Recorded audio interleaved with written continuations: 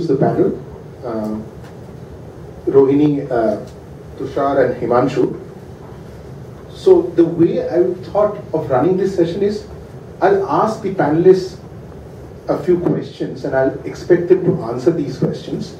But feel free to come in. This is more of a freewheeling session where you will also get an opportunity to raise questions, in fact have comments as well.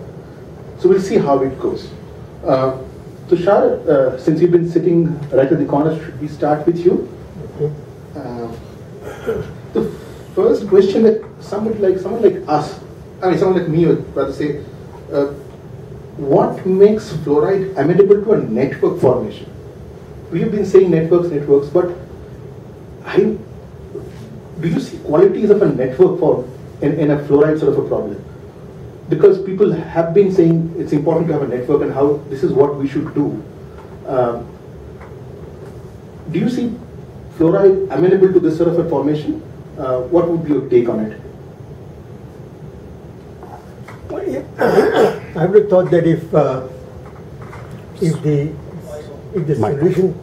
solution to the problem were clear cut, then we probably want a more formal organization, which has a well-defined objective, and you're basically aligning everybody against along a well-accepted objective. But as we discussed in the session in the morning, there are a number of different perspectives. Different people are working on different aspects of the fluoride problem. The problem definition itself, whether the problem is fluoride, the problem is fluorosis, whether the solution is with water or the solution is with nutrition, or a combination of two. So I think it's a space that is still open to be unraveled, and that makes the fluoride problem particularly amenable to a network kind of an organization. I see network more as a way of organizing, and I think when there are a large number of groups who are looking at a problem from a variety of different perspectives, then network becomes a much more appropriate way of organizing the efforts of a large number of players. Thanks a lot, sir. Himanshu, your turn. What do networks bring to us? And why are they so relevant still at this age? When people could actually speak to each other, you have social media, a bunch of other things to do. Irrespective of bitter past, mixed experience, we still talk about networks at this age. Why do you think they're still relevant?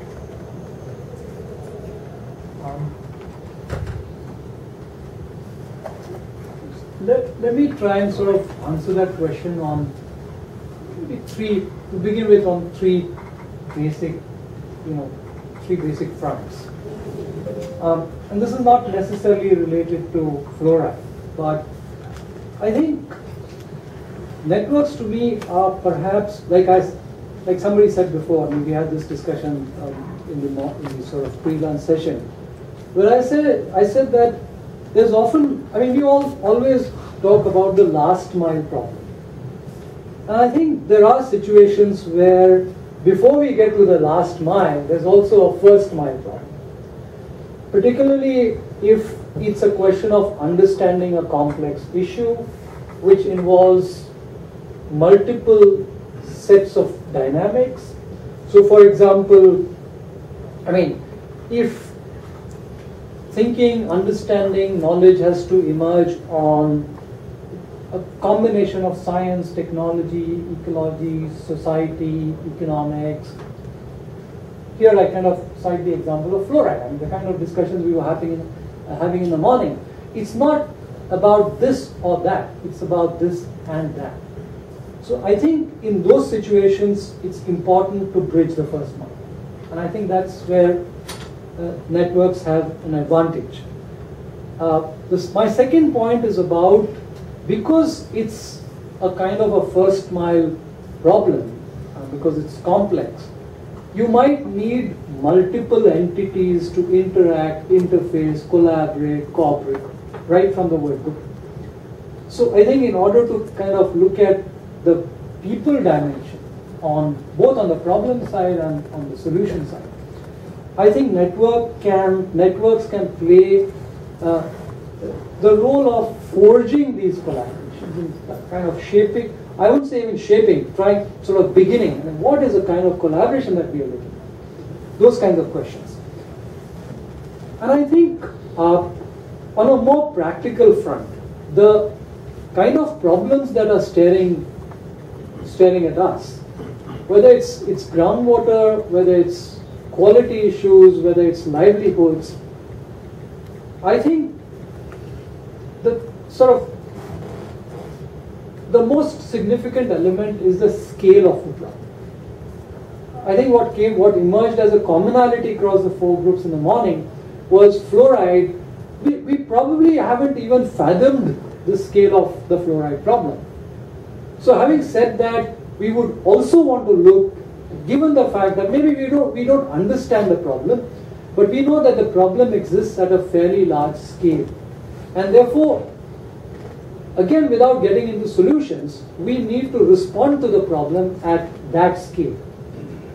And because there is this issue of the scale of the response, I think networks can be a good mechanism to look at. I mean, you don't necessarily have to start with, okay, I'll pilot here, I'll pilot there, I'll harvest experiences, because the problem is so huge and it's staring you down your face. So I think in that sort of a situation, I think networks at least offer the opportunity to sort of grapple with the scale issue. So those 3 points. Excellent. Thanks for that, Himanshu. Rohini? What similar would you recall any other networks from your experiences that this fluoride network could learn from? I'm sure you've been part of several networks or alliances, forums that you think this network could do well to learn from these experiences. What would you say are these network experiences that you've been part of, and what this network could learn from? Since I'm supposed to be on another panel, this question has just been thrown at me, but let me see how I can look at it. Before that, I'd just like to say I'm very happy to be here. I'll be here tomorrow also. I'm sorry that I have to leave early, but it's something of interest to us all because we're going to meet the Minister Sachin Pilot, and some of us are going to push for including more stuff in the company's bill, the 2% CSR, which as you all know will bring another 10 to 15,000 crores on the table for civil society players and for development work. So we are asking the minister to relook at the draft rules and include exactly the kind of work that we are doing in this room, a lot of research, a lot of networks, and make sure nothing will come in the way of companies funding efforts like this to do good research and some of the other things which are not mentioned. So that's why unfortunately I have to go, but I'll be back tomorrow. So to answer your question, I think at least one network that springs to mind that I've been part of for more than 15 years now is the Pratham Educational Network. And it has it has chapters all over the country. As you know, we also do the ASAR report, which has been a significant output that has generated a lot of moving of the policy needle on education. So I would say it's an example of a very successful network in India that has brought a vast number of diverse players for the cause of elementary education. And so that's one experience certainly one can share and talk about, and what has held Pratham together since 1994. So as part of the debate, perhaps we can talk about it. And then of course there are other networks, but there are some things that are there in common that seem to be a sine qua non, and like Himanshu said, networks are a perfect response for the scale of the problem. So it's in the scale of the problem in India always is something challenging, and no single institution can possibly respond. The size of the response has to be at least somewhat proportionate to the size of the problem. And obviously networks also allow you to fill each other's gaps, right? Some institution may be very good at something, another institution may be very good at something else. And if we have a good secretariat, which we are very lucky to have Sundar heading that, I mean, whatever word you want to use for that, being part of this, and if we can all stay together, and we will be able to see impact. It takes 2 to 3 years, it doesn't happen overnight. But I think this is a fortunate time to be launching this. A new Lok Sabha is going to come in, and if we say, if all of us agree that in the term of the next Lok Sabha, this is at least what we would like to see. And there are 543 MPs, who, out of which usually there are 250 to 300 new MPs in India. We don't realize that so many new MPs come to our Lok Sabha, and they are always looking for causes like this, and water quality has risen to the top of the political mind. Wherever we go, we hear politicians talking about water, because their constituencies are asking them about water quality. So I think we have a good opportunity to engage with the next Lok Sabha. It's just a few months away. So I think this is the perfect time. By that time, we will have hopefully knit ourselves together a little better in the next few months. And I think it's a fantastic opportunity. So thank you. Thanks, Rajni. So, a common question to all three of you, and I want to respond to separately. What are the things that we should unlearn from the networks? There are things that one should say, there are these are bad experiences. These are experiences one should not repeat. That doesn't mean that we might do our own mistakes, or it's a different thing. But still, I mean, are there things to unlearn from the network? Are there things that we should not repeat as a network? Sure. I know of at least one network which is kind of operates as some kind of a spoil system. It's driven by funding and resources, and very little useful work gets done. There are other networks that I know of where the secretariat becomes very powerful. So it's no longer a network. It's more a hub and a spoke kind of a system. So that's something that we don't want to create. I also know of networks where there is very limited amount of traffic, and networks where most of the traffic is mostly informational. Whereas I think that networks which are really productive are the ones where a lot of the traffic is experimental, where there are practitioners who are trying out different approaches to solving a problem. And it is their experience as it is occurring that is being shared on real-time basis with other partners or members of the network who are in their own way working on the same problem.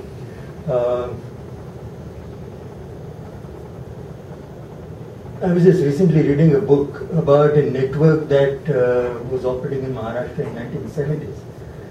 It survives even today as Prayog Parivar, which kind of is partly responsible for the Grape Revolution in Maharashtra. I think it was a group of farmers and agronomists who basically began working on what they call Nachiko culture, Nachiko farming, which is not organic farming or natural farming, but which is basically farming that is based on a study of how plant absorbs sunlight for photosynthesis and how soil renourishes itself. And it started with the basic premise that if you understand the secrets of the ecology of a plant, then you can kind of produce unheard of yields, which they demonstrated in case of grapes, in papaya, and so on and so forth. So apparently at one stage around 1980, some 10 to 15,000 farmers, doctors, lawyers were involved in experimentation of this kind. And although there was no internet at that time, we had a post-box system through which the experience was shared. I think that is the ultimate in what a network can achieve. But then it's not just a researchers network, it's more a network of reflective practitioners, people who are practicing problem solving but want to learn from their and others' experience on an ongoing basis. Sure. Thanks, Tushar. Himanshu, your response?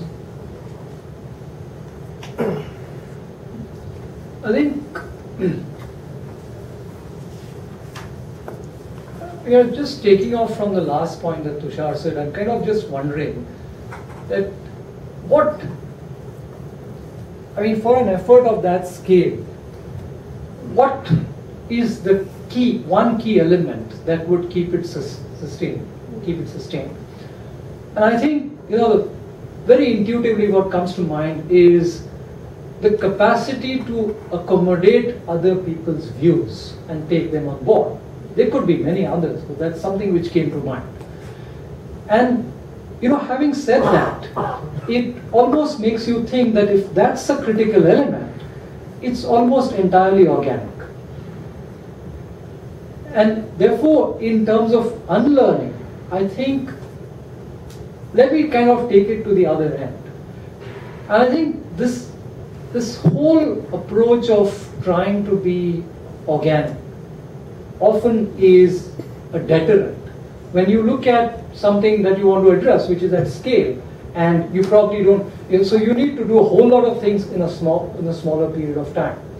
And again, it takes me back to my first question, which is, I think it's in the first mile, everything's fine. But then, how do you take it forward? You cannot generalize. You can't just simply pick up other networks and say that, okay, we'll bring all of this in, and so I think that's the first point. I think, to me, the other question is about the fact that very often work in a network it almost thrives on a taken for granted attitude. It's very likely that there are 4 or 5 people, a bunch of 4 or 5 people, and I feel that, okay, because there's the other 4 or 5, it's very likely that if I kind of relax a bit, things will happen. And I think that can often constrain the pace of the network. So these are the two that come to mind easily. Rohini, I know I'm just sort of pushing in an uncomfortable position, suddenly asking you all these questions, but do you have a response? Yeah. Also, we should look at the work of Manuel Castells and look at how he's talked about networked communities and how society today is all about networked communities with a backbone of information technology. So when we are talking about networks, I think today we can take advantage of existing information technology platforms so that all of us can become a little more effective and stay in touch. So I think what we learned from some of the other networks, since we're talking about negative things, I won't say which ones, but certainly if either the secretariat or one institution tends to overshadow the others, we've seen that happen, the whole thing falls apart rather quickly. So we have to all watch out that that does not happen. The second thing is when not enough thought has gone into what exactly is the glue. I mean, I know in this case we're saying, okay, we have to have fluorosis-free India, but that's like a big, hairy, audacious goal. But before that, what is the glue that is going to keep us together? Is it going to be the action itself?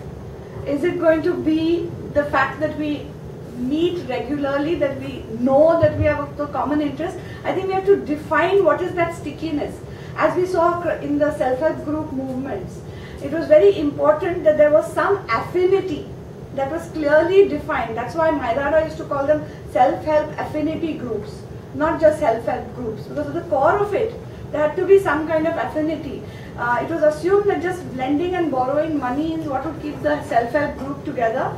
But often, if that was backed by a different affinity, it could be the place where those groups were coming from, a geographical affinity, it could be a livelihood affinity. But that affinity or that glue was something that actually Mairada has done a lot of work on to suggest why that glue has to be defined and nurtured. So I think that's something I can think of. The other thing, of course, is networks survive when there is some sense of success. When you can see some success happening and you know you can attribute it to the network or some members of the network. So I think we should know what we are aiming for and try to reach at least some of those early goals. You must have some kind of metric for what we want to achieve, and some of the low-hanging fruit, which I think there's plenty of, we should be able to get and disseminate that success to ourselves. I think I've seen networks do that very powerfully, and that keeps people going. Obviously, we need that motivation. So if we don't do that, if we think, "Nahi, everyone, all of us are virtuous, good people, and we're all doing the right thing," that's not enough. We have to be doing good, and we have to show ourselves that we are doing that good. So these are the things that come to mind. Thanks all three of you. Very important points. Sundar, let's spend another 10 minutes since we started late to get, because I'm sure all of you have been part of some network or the other. So my basic question is two. One,